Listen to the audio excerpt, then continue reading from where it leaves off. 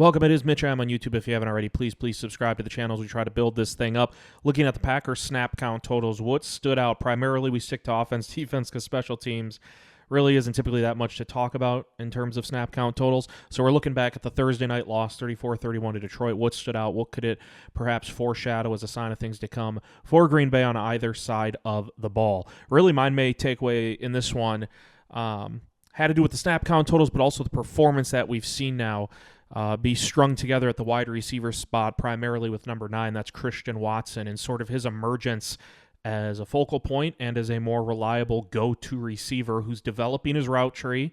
It's more stable now, and at least in the last 2 games, we've seen it sporadically throughout his first couple of years in the NFL, but Christian Watson, first few years in the NFL, I should say, Christian Watson is no longer just like some deep threat for Green Bay. Now, he torched Detroit early third quarter, that first drive for Green Bay, coming out of the chute at halftime on a bomb, but they're also hitting them on some intermediate routes, some shallow cross routes, some of those concepts, and he's really developing into more than just, hey, we'll throw it to this guy a couple times a week, sometimes not even that, and there'll be deep shots down the field. He's developing more into, dare I say, a primary option for this offense. I think I was in the majority of people that thought at the beginning of the year, like entering the season, it was believed that Green Bay kind of just had one good group of wide receivers. Like there wasn't an alpha, there wasn't a clear-cut number 1 wide receiver. There was no, CeeDee Lamb or Tyreek Hill or Jamar Chase or a wide receiver. It was like so clearly better than the others on the roster. Now, a few weeks in, based off, target share, the looks that this guy was getting, I thought Jaden Reed, the second-year receiver out of Michigan State, might become that guy for the Packers. Not like an alpha over the others, but a guy who's going to get consistent looks, and we have seen that sort of been on a roller coaster ride all season long. We'll get into his quiet, sort of invisible performance on Thursday night against Detroit. But now it seems like, at least the last couple of weeks in the absence of Romeo Doubs, Christian Watson has become that guy for Green Bay. And I know he had the fumble against Detroit, but he also had that huge catch in the third quarter, drive that ended in a touchdown, had a couple more receptions, over 100 yards. What was it, 4 for 114, somewhere around there? And if you look at the snap count totals, it reflects that Green Bay is viewing him as more than just a deep shot guy. They're playing him in the red zone. They're playing him, he played almost every down the last 2 weeks. And again, part of that is Doubs being out, but Watson has taken advantage of the opportunity. Watson played 92% of the snaps against Detroit after logging 94% the week prior against Miami. Both those weeks obviously topped the charts for Green Bay wide receivers. So it wasn't Wicks, it wasn't Reed. Doubs is out. It's been Christian Watson getting the lion's share of the snaps as the top guy for now on the wide receiver side of things for Green Bay. And to kind of bundle some perspective on that, because I can tell you, hey, Watson played 92% of the snaps against Detroit, 94% the week prior against Miami, and that's obviously a very, very high number. But what does it mean for Watson and how far he's come along? And again, I know Doubs's injury, absence, concussion has played a part in this, because he would have taken some of those snaps from Watson and a lot of them that Wicks is seeing, because Wicks was getting starter snaps these last 2 games too.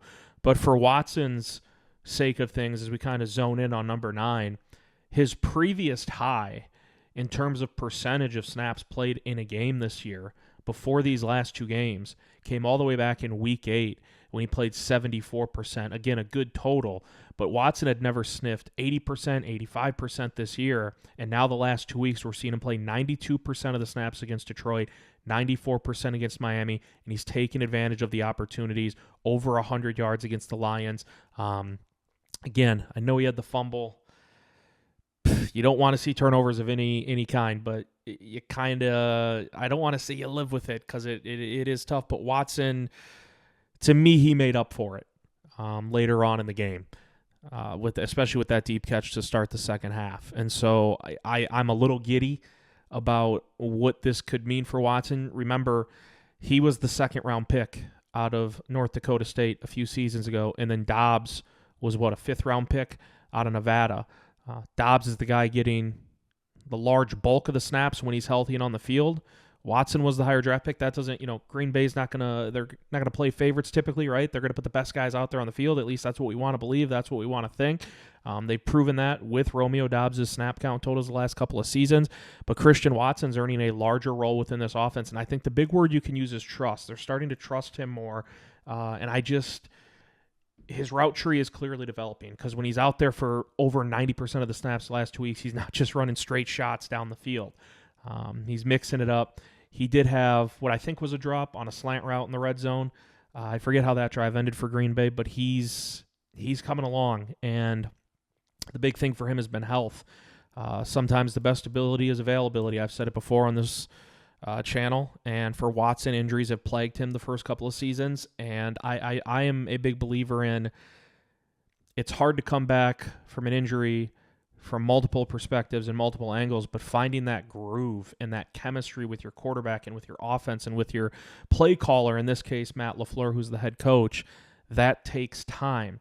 And Watson was in and out of the lineup by no fault of his own. You predict injuries. But he was injury prone those first couple of years. He's been fairly healthy this season and on the field a lot. And now we're kind of seeing that come to fruition these last 2 weeks. I'll be very, very, very interested to see what the snap count totals look like for Watson specifically when Romeo Doubs returns. Obviously, Wicks will more than likely take a back seat again. But what's the split going to be between Reed and Watson? Because, you can put Reed on the outside. You can put him in the slot. They love putting him in the backfield, that jet motion, the orbit motion once in a while. So it'll be interesting to see how that kind of shakes out for Matt LaFleur and see what he's thinking. Jaden Reed, the aforementioned wide receiver for Green Bay, only played 50% of the snaps, was targeted once, didn't have a catch, didn't have a rush. They tried setting up that screen for him in the fourth quarter on the touchdown pass back the other way to Jacobs, but Reed was the initial read, no pun intended, on that play, and he got tripped up. So Love had to go comb over his options, found Jacobs for a touchdown, and then they threw that BS offensive pass interference flag on Watson. But 50% of the snaps for Reed is weird, although Green Bay didn't have a lot of offensive snaps. Detroit really dominated time of possession, yardage. The long, sustainable drives favored the Lions in that one on Thursday night. I do think, though, you can't. Jaden Reed is too good, and he's too solid of a weapon to have 0 touches in a game. I don't care if he's out there for only 50% of the snaps. I don't care if it's tough for the passing game as a whole. I think Jordan Love was 3 for 7 at halftime, finished the game 12 for 20. Get him the ball in the run game then. Jet touch pass, just boom, pop pass it to him, send him in motion. He's too good for this offense, and I thought,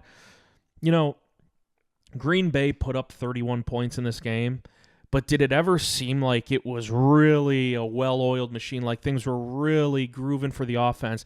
To me, it felt like on a lot of those drives, outside of the fourth drive, where it was 11 plays, 10 of them runs, and Josh Jacobs shoved it down the throats of the Detroit defense, and it resulted in a touchdown run for number 8 for Green Bay. Outside of that drive, it felt like things were hard to come by for Green Bay. The big chunk plays, Love dropped in a couple of dimes, but if you go back and watch those, he was pressured on them. The offensive line struggled mightily in the first half in pass protection. They picked it up in the second half. It's weird to say against a team as good as Detroit, and in a game where Green Bay put up 31 against them on the road, that the offense wasn't firing on all cylinders, but they really weren't. It was kind of clumped together for the offense. I just never felt like it was going smoothly the entire time for the operation for Green Bay. And Jaden Reed's one of those guys that can help things go smoothly. And while I want to see him play more than 50% of the snaps, if he is only playing 50% of the snaps, you still got to figure out a way to get him the ball. And I know there's a lot of mouths to feed in this offense. There are. And Josh Jacobs is that bell cow running back, and you want to lean on the run game to open up the play-action passing game. And Tucker Kraft has emerged as a really, really solid tight end and a yak monster. We're seeing Watson and his talents come to the light.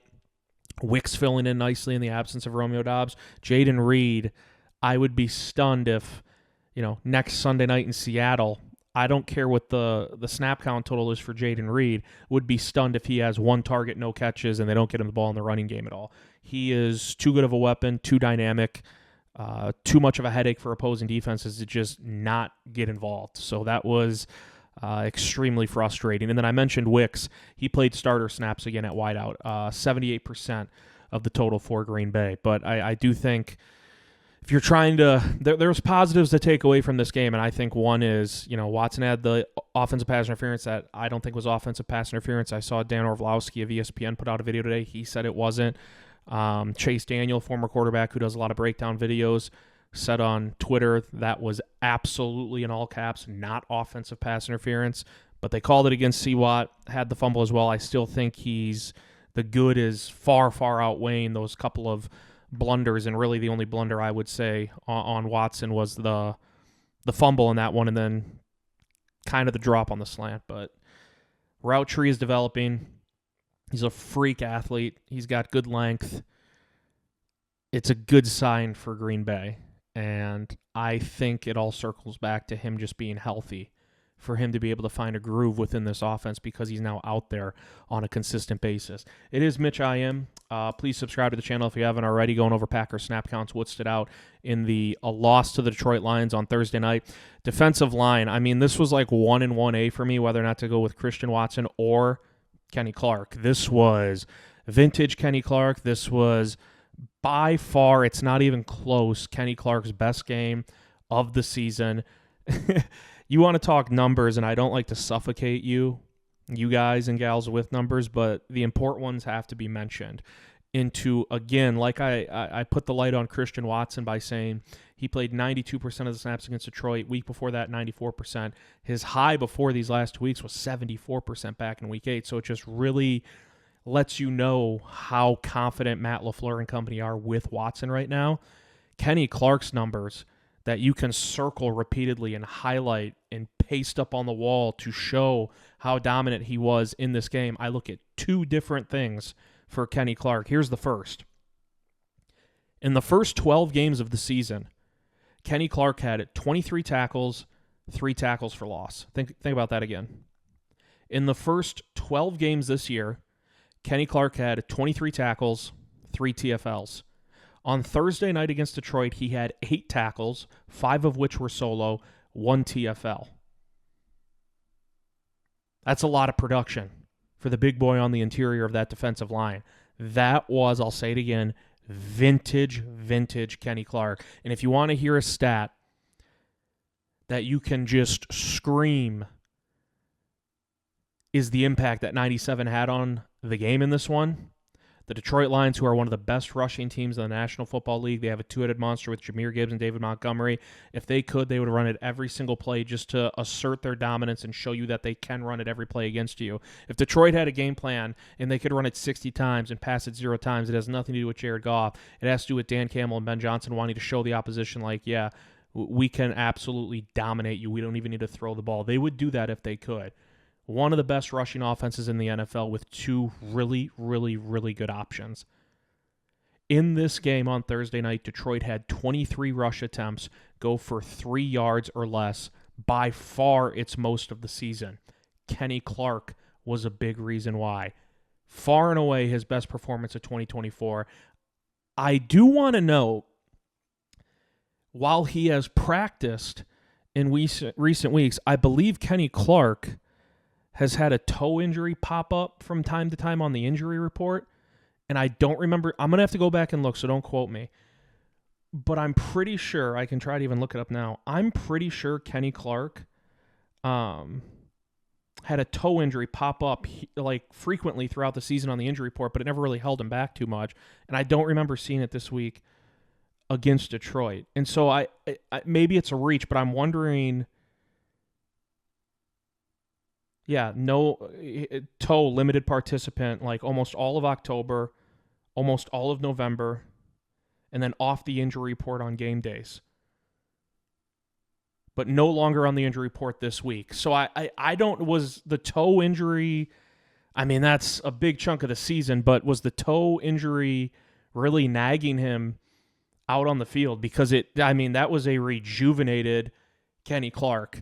That was going to the fountain of youth, and he's not, that old, but he's a veteran on this defense who's been around for quite some time. He's a big leader of that group, and you have 23 tackles and 3 TFLs in 12 games, and then in one on Thursday night you have 8 tackles, 1 TFL, and a quarterback pressure in there as well. Yeah, I'm going to wonder what, was this shit? I don't think this was a flash in the pan for Kenny Clark. We've seen this throughout the prime of his career where he's been really, really dominant. If Kenny Clark is going to be this version of himself that we saw against Detroit, it's like Quay Walker. Against Detroit, I don't think Quay Walker was as good as he was against San Francisco and Miami, but it was still a hell of a lot better than what we saw last year and the early portions of this year up until like the halfway point. And so if Quay Walker is going to keep playing out of his mind in a good way, and Kenny Clark is going to do something more comparable to what he did on Thursday night compared to the first 12 games, that gives a huge boost to this defense that cannot go unnoted. So it'd be an interesting question to ask Kenny Clark. I thought post game, that was a heated game. It is a rivalry, although the Lions have been dominating it the last couple of years. I was interested to see reactions and kind of what was going to be said after the game, and Kenny Clark said, and I quote, "We're definitely going to be back here, and we'll be excited to play them again once we do. A lot of work for Green Bay to do. Certainly a playoff team unless something catastrophic happens. If you want to get to New Orleans in February, it's likely going to mean taking out Detroit in Detroit at some point, whether that's the divisional round or the NFC Championship." I like the confidence from Kenny Clark. They were close, but again, I wanted the mental hurdle to be cleared on Thursday night for Green Bay, and I thought that was the chance to get Detroit, and they didn't get them. A banged up, injury riddled team, but doesn't mean they can't get them in the postseason. I like what Kenny Clark's saying. We'll have to see if the chips fall in that favor for Green Bay, and they do get another crack at Detroit, because if they play the Lions in the playoffs, it's 100% going to be in Detroit. NFC North dreams are gone for Green Bay. 1 seed, all that stuff's out the door for the Packers. They get in, they're absolutely going to be a wild card team. Yeah, he was phenomenal. Overall, the group, didn't get nearly enough pressure on Jared Goff. At the defensive end spot, just wanted to make a note, Kingsley Enagbari actually played the most snaps of the defensive ends with 42. Rashawn Gary had 41. Van Ness had 35. If Van Ness pops, if Van Ness has a good game, I'm sort of like surprised by it at this point. And I know he's only in his second year. I'm not saying I'm, cutting ties at this point and calling it, a bust of a first-round pick from last year, but I expected a hell of a lot more this year from Lucas Van Ness. So if he has a good game, I'll be surprised. I hate saying this. I'm just not expecting him to be a real big difference maker or a difference maker at all for this defense at this point, because he hasn't shown it. He just hasn't. But he's going to keep getting snaps. Preston Smith's gone. It's going to be Enagbari and Rashawn Gary and Van Ness, kind of 1, 2, 3 in the pecking order, and then Mosby and Brenton Cox Jr. will fall into line after that. But yeah, just disappointing from Van Ness. Just hasn't shown much. Mitch, I'm on YouTube going over Packer snap counts. Please, please, please subscribe to the channel. Last couple videos, I love what I'm seeing from the views numbers. Subscribers slowly but surely going up. Would like to see them keep climbing as we churn out this content. Just a couple more things to look at. Linebacker. Isaiah McDuffie played 100% of the snaps, and I went back and watched the game, and because when you do the instant reaction, or when I do the instant reaction, and we kind of just immediately look back right after the clock hits triple zeros, it's hard to capture everything that happened in the game, and so I like going back and rewatching. I did notice Isaiah McDuffie was in on a lot of tackles, so I went and looked, and he played 100% of the snaps at linebacker for Green Bay. And I would say this, if you want an indicator that the box score can lie and that it will lie to you, if you didn't watch that game on Thursday night and you just looked at the box score and you would see that Isaiah McDuffie had 15 tackles, 11 of them were solo, you would see those numbers and you would say, wow, McDuffie must have been flying around for the defense. No, not what happened. Detroit was targeting Green Bay's linebackers, specifically Isaiah McDuffie. I don't think Jeff Hafley would ever admit this. He'd be foolish to do so. But Isaiah McDuffie was sent on, I think I saw 3 blitzes. And part of me wonders if McDuffie was the linebacker sent on the blitz because he was doing so bad in pass coverage. It was that bad. One thing that was right in the instant reaction video that lived up to the truth when I went back and rewatched, Detroit just picked apart Green Bay in the middle of the field. They attacked the linebackers, and it was Laporta, it was Jamison Williams, it was Amon-Ra St. Brown, it was some guy named Tim Patrick, it was Jahmyr Gibbs on a 4th and goal at the 2 at the end of the first half. It was David Montgomery. I think I saw 7 different pass catchers for the Lions had at least 5 receptions. That's crazy. Goff was 32 of 41. They just picked apart the middle of the field over and over and over again. They targeted these linebackers. So if you didn't watch the game and you looked at the box score and you're like, wow, Isaiah McDuffie, 15 tackles, 11 solo. He must have been a real ball of energy for Green Bay. No. Detroit looked at him. They said, weakness, and they targeted it repeatedly. This was a game that I sensed it live, but again, going back and rewatching just really put it into context. They missed Edgerrin Cooper in this game. They missed a rookie second-round linebacker. They did. They missed the rookie out of Texas A&M. Isaiah McDuffie forced into a larger role, playing 100% of the snaps. Quay Walker was out there for 99% of them. I thought Quay was fine. Just as a whole, the middle of the field was wide open on repeat. And it's even frustrating bringing it back up again because it's just like burned now and ingrained in my mind. So if there is a third matchup in the postseason between these teams, you know Green Bay is going to be prepared for the middle of the field, but Ben Johnson is so damn good at his job, he's just going to find something else to do, at least you would think. So don't be fooled by that part of the box score. I'm not trying to rain on Isaiah McDuffie too much. Probably not a linebacker that you would typically want out there for 100% of the snaps. He's good in like a spot role, in spot duty. 15 tackles, very misleading. It's because he was giving up a lot of receptions in the middle of the field and then just making the tackles. So that was frustrating. They really, really missed Edgerrin Cooper. Last spot I wanted to look at, cornerback, really the secondary. Injuries threw everything off in the secondary. Evan Williams, Javon Bullard, both rookies, exiting that game and not returning at different junctures. Evan Williams exited early, Javon Bullard a little bit farther down the road. Zane Anderson filled in at safety for the Packers, and he played 66% of the snaps. I wanted to hone in on cornerback for one reason. Obviously, Jair Alexander was out again. Keyshawn Nixon was out there for 99% of the snaps. Carrington Valentine, 58%. Eric Stokes, 53%. I was excited when I saw that Kalen King, the rookie out of Penn State, was elevated to the active roster for this game on Thursday night. Excited because this was a rookie. If you go back 2 years ago, folks, and you look at Kalen King's draft profile, again, cornerback out of Penn State. 2 years ago, this was a cornerback that was projected by almost everyone to go in the first round.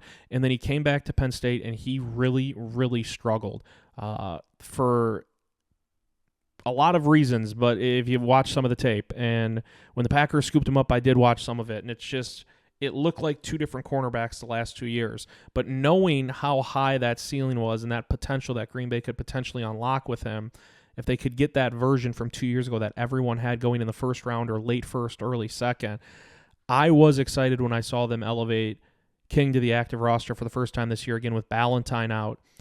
Ballantyne with a B, not Valentine, and Jair Alexander being out.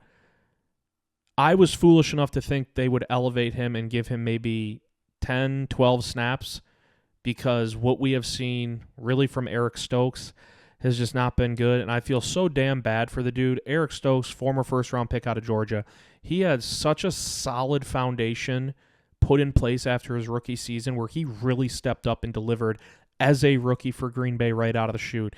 Injuries have just derailed this dude's career. Ankle, foot, leg, you name it. And this is a guy who's built for his speed, his physicality. That's what he leans on, and he just, I hate saying it, Eric Stokes, we can call it what it is. He isn't that guy. He just isn't. And so I'm watching him struggle. I'm watching him give up a touchdown, just get burnt to a crisp by Tim Patrick. I'm seeing numbers spewed out on Twitter where I don't know if this is true. I saw multiple people tweet out that in the last 2.5 seasons, Eric Stokes doesn't even have a PBU. Now that's slightly slanted because obviously he's been injured and hasn't played a whole lot like before this season the last couple of years, but this year he's been out there way more than the injury-riddled seasons, and to not even have like a PBU and you're giving up a ton of receptions. What does Eric Stokes offer you at this point outside of familiarity that Kalen King doesn't? Like outside of familiarity and experience, like is Kalen King going out there against Detroit and looking marketably worse than Eric Stokes? I just find that hard to believe. And again, I don't want to rain on Eric Stokes or hammer down on him too much, but he's just not it. And so if Jair's still out next week against Seattle, and who knows with Ballantyne, and if King's on the active roster again, and who the hell knows is going on with the injuries, Devin Williams and Javon Bullard, I know you're going towards the postseason. You're a 9-4 team, and playing someone. I'm not suggesting you give the guy 53% of the snaps like Eric Stokes saw against Detroit, but the guy can have some sort of role, I would hope, on this defense. I was foolish enough to believe when they put him on the active roster that he was going to have some role on Thursday night if Stokes struggled. Well, Stokes struggled, but they kept rolling the dice with 2-1, and it sucks because Eric Stokes, after his rookie season, I was like, this could be at worst a solid number 2 corner for Green Bay for the next 8-9 years, and injuries just ruined that for him. But you're going up against Seattle, who has Lockett, DK Metcalf, Jackson Smith-Njigba, and then a couple weeks down the road, you're going up against Minnesota, Justin Jefferson, Jordan Addison, T.J. Hawkinson. I don't know what Jair's timeline is, right? Like we don't know, and so I do have worries at corner, and primarily with Stokes. You guys know I wasn't a big believer in Keyshawn Nixon on the outside, but dude's a dog. Dude is a pit bull. I can live with it because I love his attitude, his ferociousness, and what he brings to the table when he's out there on the field for Green Bay. But Stokes, it's not cutting it. And I think it's like you keep rolling out that same blueprint because you feel like you don't have other options, but you know what the result's going to be. Could one of those other options be Kalen King? That's my only question. Yeah, those are the reactions of the snap counts. Christian Watson, we'll see what happens. Very, very, very interested to see what his snap count total will be once Romeo Doubs returns, because Christian Watson has really stepped up to the plate for Green Bay these last couple of weeks. It is Mitch. I'm on YouTube. Please subscribe if you haven't already. Always appreciate all the support. We'll see you next time.